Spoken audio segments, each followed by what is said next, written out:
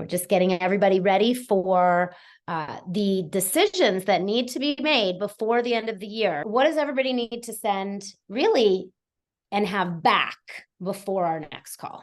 What Allie's talking about is the ability to give to your CPA your books closed to the last date. So, books are usually closed the mid-month or even the third week of the month, but you want to speed that up. You want to check with your bookkeeper and say, hey, I'd like to get these books closed as soon as possible, because you want to be able to send your closed numbers to your CPA to have them examine it so they can start to give you some ideas about the taxes that you'll be paying.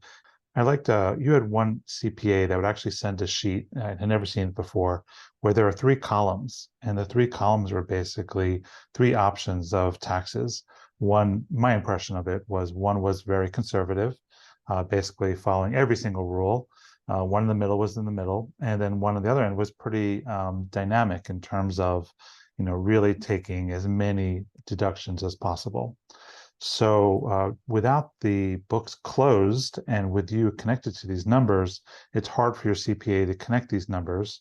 So important to provide them. And what you want to do is have these last 2 months, November 7th to the end of the year, to make strategic decisions.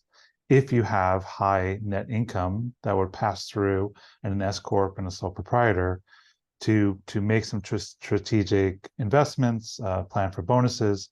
But this way, you have consciousness before the end of the year on some choices you can make before the year ends. The most important thing right now is that your books are reconciled through September. And then that you have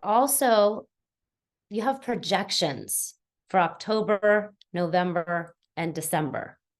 Because you want to be giving your bookkeeper or giving your CPA your reconciled books.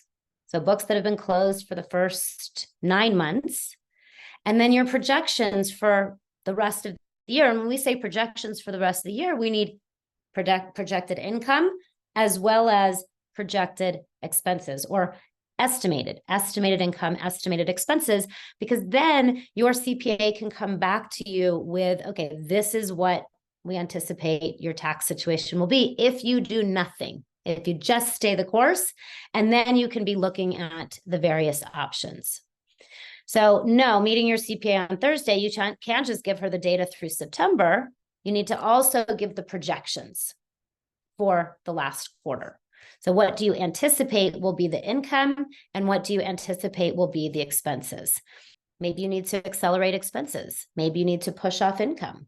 Maybe you want to take more income now because you think that your income is going to be even higher next year, and you want more of the income this year because maybe it's been low. Maybe you have more expenses this year. Maybe you want to set up retirement accounts and start to put funds into retirement accounts. So these are the sorts of decisions that you can make, but only if you go to your CPA this month.